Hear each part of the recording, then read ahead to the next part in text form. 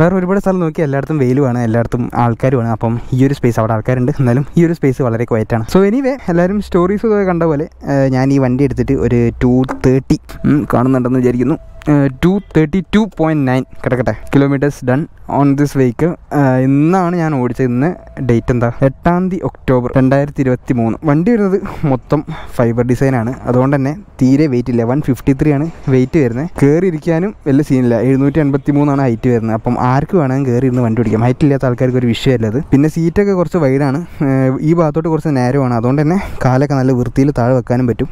ബാക്കത്തെ ആൾക്കാർക്കും അത്യാവശ്യം നൈസാണ്. ഒരു നെയ്ക്കഡ് മോട്ടോർ സൈക്കിളിൽ ബാക്കത്താക്ക് മര്യാദയ്ക്ക് ഇരിക്കാൻ പറ്റുന്നതെന്ന് പറയുകയാണെങ്കിൽ അത് ആക്ച്വലി പ്രിറ്റി നൈസാണ്. അത്യാവശ്യം സോഫ്റ്റാണ്.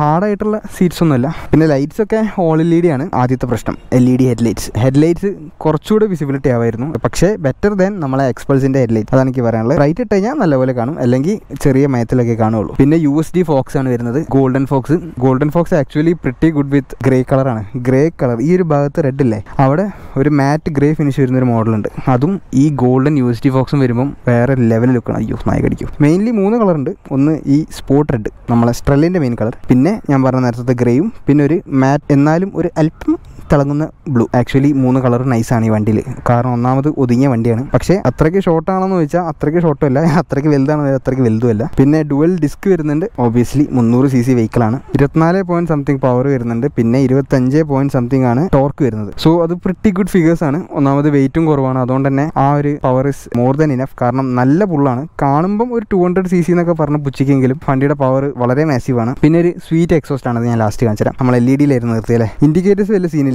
ബാക്കത്തെ ടെയിൽ ലൈറ്റ്സും വലിയ സീനില്ല. പക്ഷേ ടെയിൽ ലൈറ്റ്സ് ഈ വൈറ്റിന് പകരം ഒരു റെഡ് കളേർഡ് ആയിട്ട് കൊടുക്കുകയാണെങ്കിൽ ഓഫാക്കിയിരിക്കുന്ന സമയത്തും കുറച്ച് കാണാനൊരു രസമുണ്ടായിരുന്നു. ഇപ്പോൾ കുറച്ചൊരു മിനിമലിസ്റ്റ് ഫീലാണ്. റെഡ് കൊടുക്കുകയാണെങ്കിൽ കുറച്ചുകൂടെ നൈസായിരുന്നു.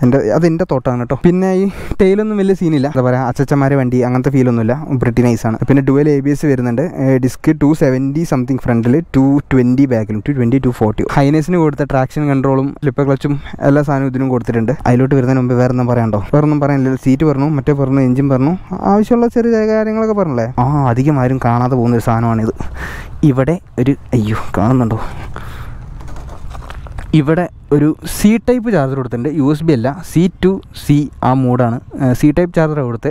അപ്പം വോക്ക് അറൗണ്ട് അത്യാവശ്യം കഴിഞ്ഞു. വേറെ പ്രത്യേകിച്ചൊന്നും പറയാനില്ലാന്ന് തോന്നുന്നു.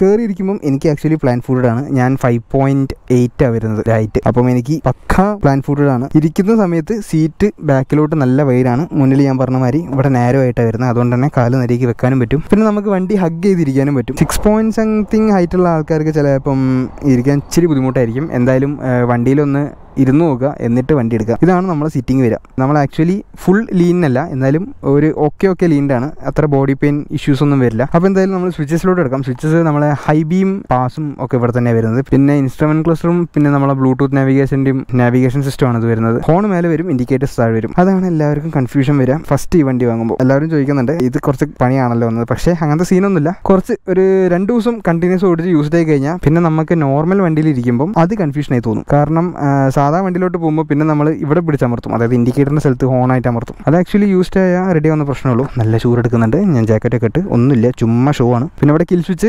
ഹസാർഡ് ലൈറ്റ് വരുന്നുണ്ട്, ഇഗ്നിഷൻ, അത്ര തന്നെ ഉള്ളൂ. മിറേഴ്സ് ഒക്കെ ആക്ച്വലി ഓക്കെയാണ്. എന്താ പറയുക, കുറ്റമൊന്നും പറയാനില്ല. ആവശ്യത്തിനുണ്ട്. ഇതിലും വലുത് കൊടുക്കുകയാണെങ്കിൽ ബോറാവും. പിന്നെ അധികം ആൾക്കാരും പറയും ഹോർണറ്റ് പോലെയാണ്. ഹോർണറ്റ് പോലെയല്ല. ഹോർണറ്റ് പോലെ അവിടെ ഇവിടെയും കാണാൻ ഉണ്ടാവും. കാരണം എല്ലാ വണ്ടിക്കും ഒരു ബേസ് ഡിസൈൻ ഉണ്ടാവും. അതിൻ്റെ അകത്തുനിന്നാണ് എന്താ പറയുക മോഡിഫൈ ചെയ്ത് വേറെ ഡിസൈനിലേക്ക് എത്തുക. അപ്പോൾ ഓബിയസ്ലി ഹോണ്ടയ്ക്ക് ഒരു ബേസ് ഡിസൈൻ ഉണ്ടാവും. അതിൻ്റെ അകത്തുനിന്ന് വരുന്ന ചെറിയ മോഡിഫിക്കേഷനിലാണ് നമ്മൾ ഓരോ വണ്ടീൻ്റെ മോഡൽസും ചെയ്യുന്നത്. അതുപോലെ തന്നെ എല്ലാ ബ്രാൻഡ്സും. ഇത് ഒരിക്കലും ഒരു ഹോർണറ്റ് അല്ല. കാല് പിടിക്കാൻ അങ്ങനെയൊന്നും പറയല്ലേ. ഈ വണ്ടി ഓടിച്ചാൽ മാത്രമേ അതിനെപ്പറ്റി ആ ഒരു ധാരണ മറക്കും. ഒരുപാട് ആൾക്കാർ ഈ വണ്ടി കണ്ട സമയത്ത് കാണാൻ രസമില്ലല്ലോ അങ്ങനെയൊക്കെയാണ് പറഞ്ഞുകൊണ്ടിരുന്നത്. പക്ഷേ അവർ ഓടിച്ച് കഴിഞ്ഞിട്ട് വന്ന സമയത്ത് അവർ എൻ്റെ അടുത്ത് പറഞ്ഞ റിവ്യൂ വേറെ തന്നെയായിരുന്നു. അപ്പോൾ എന്തായാലും നമുക്ക് ഇൻസ്ട്രുമെന്റ് ക്ലസ്റ്ററിലോട്ട് പോകും. അപ്പം ഇൻഡിക്കേറ്റേഴ്സ് ഈ 2 സൈഡിൽ കാണിക്കും. ഇവിടെ ABS ഉണ്ട്, high beam, engine switch, neutral, traction on, traction of. Yes, നമുക്കത് ട്രാക്ഷൻ ഓഫ് ആക്കാം. ഒരു കൊച്ചു ടാക്കോമീറ്റർ വരുന്നുണ്ട്, ഒരു gear indication, fuel, speedometer, time, trip എയിൽ എത്ര കിലോമീറ്റർ മൈലേജ് കിട്ടും. അത് ആക്ച്വലി നൈസാണ്. നമുക്ക് ഇവിടെ നാവിഗേറ്റ് ചെയ്യാം. ട്രിപ്പ് എയിൽ എത്ര മൈലേജ് കാണിക്കും, ട്രിപ്പ് ബിയിലും എത്ര മൈലേജ് എന്ന് കാണിക്കും, പിന്നെ ടോട്ടലിൽ എത്ര മൈലേജ് എന്ന് കാണിക്കും. അതൊക്കെയാണ് അതിൻ്റെ അകത്ത് വരുന്നത്. നൈസാണ്. നമുക്ക് ആവശ്യമുള്ള സാധനം അത്ര തന്നെയാണ്. പിന്നെ വീട്ടിൻ്റെ ആധാരം ഒന്നും എഴുതി കാണിക്കേണ്ട ആവശ്യമില്ലല്ലോ. എക്സോസ്റ്റിനോട്ട് കേൾപ്പിച്ചു തരാം.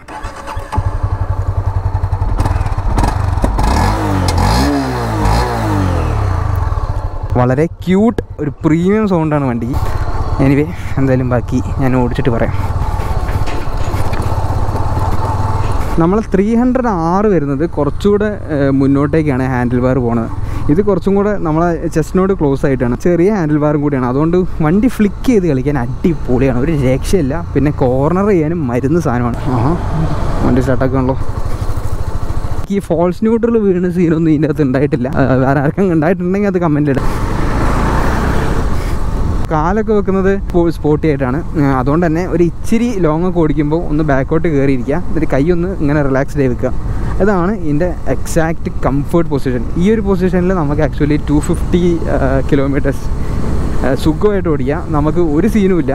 എനിക്ക് ബാക്കിൽ ഇച്ചിരി പെയിൻ ഉണ്ടായിരുന്നു ഞാൻ പോയപ്പോൾ. കാരണം എന്താണെന്ന് വെച്ചാൽ ഞാൻ എൻ്റെ ബാഗും അതിൻ്റെ അകത്ത് ക്യാമറയൊക്കെ വെച്ചിട്ട് ലൈക്ക് എൻ്റെ തോളിൽ തൂക്കിയിട്ടായിരുന്നു. അതുകൊണ്ടുള്ളൊരു വെയിറ്റ് മാത്രമേ ഉള്ളൂ. അല്ലാതെ വണ്ടിയിൽ നിന്ന് എനിക്ക് ഒരു ഡിസ്കംഫേർട്സും തോന്നിയിട്ടില്ല. ഞാൻ ആക്ച്വലി നേക്കിഡ് മോട്ടോർ സൈക്കിൾസിൻ്റെ ഒരു ഫാനല്ല. മോസ്റ്റ്ലി ഞാൻ adventure like touring motor cycles ആണ് എൻ്റെ ഒരു ഇത്. 500X 200X അതാണ് എൻ്റെ ഒരു സ്വീറ്റ് സ്പോട്ട് എന്ന് പറയുന്നത്. ആദ്യമായിട്ടാണ് ഒരു നേക്കിഡ് മോട്ടോർ സൈക്കിൾ ഞാൻ ലോങ്ങിന് കൊണ്ടുപോകുന്നത്. അങ്ങോട്ട് പോവാം. പോലീസ് ഉണ്ടല്ലോ, പണിയെടുക്കാം. അവിടെ പണിയാണെന്ന് തോന്നുന്നു. ഇതിന് മുന്നേ ഞാൻ അപ്ലോഡ് ചെയ്തൊരു വീഡിയോ ഞാൻ ഡിസ്ക്രിപ്ഷനിൽ കൊടുക്കാം, അത് പോയി കണ്ടാൽ മതി. അതാണ് ഞാൻ ഈ റിവ്യൂ എടുക്കുന്നതിന് മുന്നേ, ലൈക്ക് ഇന്ന് തന്നെ ഇതിന് മുന്നേ ഓടിച്ച വീഡിയോ. ഹീറ്റിംഗ് എന്ന് വെച്ചാൽ നമ്മൾ 300cc 250cc കണ്ടുവരുന്ന ഒരു നോർമൽ ഹീറ്റ്സ് തന്നെ ഉള്ളൂ. അല്ലാണ്ട് ചുട്ട് പൊള്ളുന്ന സാധനം കാലോട്ട് അടിച്ച് കയറുക അങ്ങനത്തെ സീനൊന്നും ഉണ്ടായിട്ടില്ല. മോസ്റ്റ്ലി ഞാൻ ലോങ് ഓടിക്കൊണ്ട് നിൽക്കുന്നതുകൊണ്ടായിരിക്കും എത്ര പറപ്പിച്ച് പോവുകയാണെങ്കിലും വണ്ടി ഭയങ്കര സ്റ്റേബിളാണ്. വെയ്റ്റ്ലെസ് ആയതുകൊണ്ട് വണ്ടി പാറിപ്പോകാന്നുള്ള സീനൊന്നുമില്ല. പിന്നെ വൈബ്രേഷൻ ഉണ്ട്. വൈബ്രേഷൻ എന്ന് വെച്ചാൽ ഹെവി വൈബ്രേഷൻസ് ഒന്നുമില്ല, പക്ഷേ ലൈറ്റായിട്ട് കാലിൻ്റെ ഭാഗത്ത് കുറച്ചൊരു റോ ഫീലാണ് വണ്ടി തരുന്നത്. മിറേഴ്സിലോട്ടൊന്നും എനിക്ക് വൈബ്രേഷൻ തോന്നിയിട്ടില്ല, എല്ലാം ഓക്കെയാണ്. എനിക്ക് കഴിഞ്ഞ റൈഡിന് എനിക്ക് വണ്ടി തന്ന മൈലേജ് എന്ന് വെച്ചാൽ സിറ്റിയിൽ എനിക്ക് ആക്ച്വലി ഒരു 35-30 ആ റേഞ്ചായിരുന്നു കിട്ടുന്നത്. നമ്മൾ ഓടിക്കുന്ന പോലെ ഇരിക്കും, എത്രത്തോളം ത്രോട്ടിൽ കൊടുക്കുന്നു അതൊക്കെ ഡിപ്പെൻസാണ്. ലോങ് ഓടുന്ന സമയത്ത് എനിക്ക് ആക്ച്വലി 48 മൈലേജ് കിട്ടി. ഞാൻ അതിൻ്റെ അകത്ത് കാണിക്കുന്നുണ്ടായിരുന്നു ആ വീഡിയോയിൽ. ഇവിടെ 40 എഴുതി കാണിക്കുന്നുണ്ടായിരുന്നു. 48 മൈലേജ് കിട്ടുന്നുണ്ട്. കാരണം ഞാൻ ഒന്നാമത് പൊളിച്ച് ഓടിച്ചിട്ടില്ല, പിന്നെ അതും വളരെ സ്മൂത്തായിട്ടാണ് പോയത്.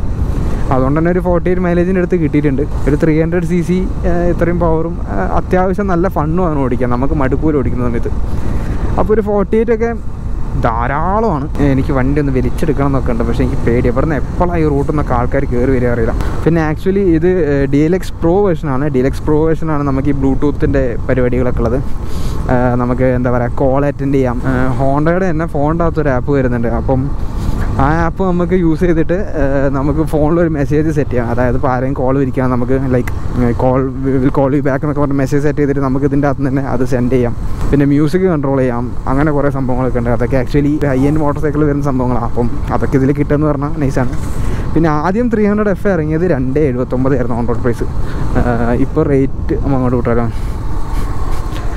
അങ്ങനെ ഓരോന്നും പറയുമ്പോൾ ഓരോ സ്ഥലങ്ങൾ. ഇപ്പോൾ ഇതിൻ്റെ കോമ്പറ്റേറ്റേഴ്സിൻ്റെ കൂടെ പിടിച്ച് നിൽക്കാൻ വേണ്ടിയിട്ട് അവർ 210 ആക്കിയിട്ടുണ്ട് ഓൺ റോഡ്.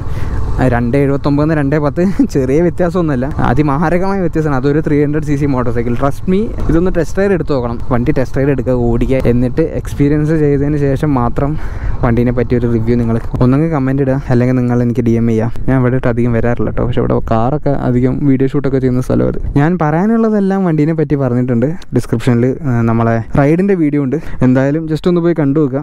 ചുമ്മാ ഓടിച്ചാലും ഓടിച്ചിട്ട് കണ്ടാലും വേണ്ടില്ല, ജസ്റ്റ് ഒന്ന് കണ്ടു നോക്കുക. തന്നെ പിന്നെ വണ്ടിയിൽ ചളി ഇറക്കുന്ന സീനുണ്ടോ ചോദിച്ചാൽ യെസ്, ഒബിയസ്ലി ചളി ഇറക്കുന്ന സീനുണ്ട്. ചെറിയൊരു ഹഗ്ഗറുണ്ട്, MT-ലൊക്കെ ഇടുന്ന ടൈപ്പ് ഒരു ഹഗ്ഗറുണ്ട്. ആ ഹഗ്ഗറൊക്കെ വെച്ച് കഴിഞ്ഞാൽ ലുക്കും ഉണ്ടാവും, ചളിയും തെറിക്കില്ല. ഈ വണ്ടി വെച്ച് ടൂർ ചെയ്യുന്ന ഒരുപാട് ആൾക്കാരുണ്ട്. ഈ അടുത്ത് തന്നെ ഞാൻ പെട്രോൾ പമ്പിൽ നിന്ന് കണ്ടായിരുന്നു, പുള്ളിക്കാരൻ ഹാൻഡിൽ ഗാർഡൊക്കെ വെച്ചിട്ട് ബാക്കിലൊരു 45 ലിറ്ററിൻ്റെ സ്റ്റഡ്സിൻ്റെ ടോപ്പ് ബോക്സ് ഒക്കെ വെച്ചിട്ടുണ്ടായിരുന്നു. ഇത് ആക്ച്വലി പ്രിറ്റി നൈസ് ആയിരുന്നു. സോ അത്ര തന്നെ.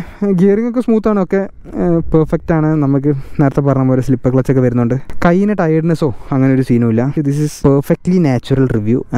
ആരും എനിക്ക് പൈസ ഒന്നും ചെയ്യുന്നൊന്നുമില്ല. അപ്പം ബാക്കിയൊക്കെ നിങ്ങൾ എന്തായാലും വണ്ടി എടുക്കുക, ടെസ്റ്റ് റൈഡ് എടുക്കുക. വണ്ടി ടെസ്റ്റ് റൈഡ് നമ്മളെ കാലിക്കറ്റിൽ ഹോണ്ട ബിഗ് വിങ്ങിലുണ്ട്, നമ്മളെ വെസ്റ്റിൽ BSNL-ൻ്റെ ഓപ്പോസിറ്റ് വരുന്നത്. അവിടെ ഈ വണ്ടി കാണും. അവിടെ പോവുക, ടെസ്റ്റ് റൈഡ് എടുക്കുക, ഓടിക്കുക, എന്നിട്ട് മാത്രം നിങ്ങൾ ഡിസിഷൻ എടുക്കുക. ടെസ്റ്റ് റൈഡ് എടുക്കുക, ഉറപ്പായിട്ടും ടെസ്റ്റ് റൈഡ് എടുക്കുക. സോ എനിവേ, വീഡിയോ അത്രയൊക്കെ തന്നെ ഉള്ളൂ. കണ്ടിട്ട് ഇഷ്ടപ്പെടുവാണെങ്കിൽ like the video, share the video, subscribe.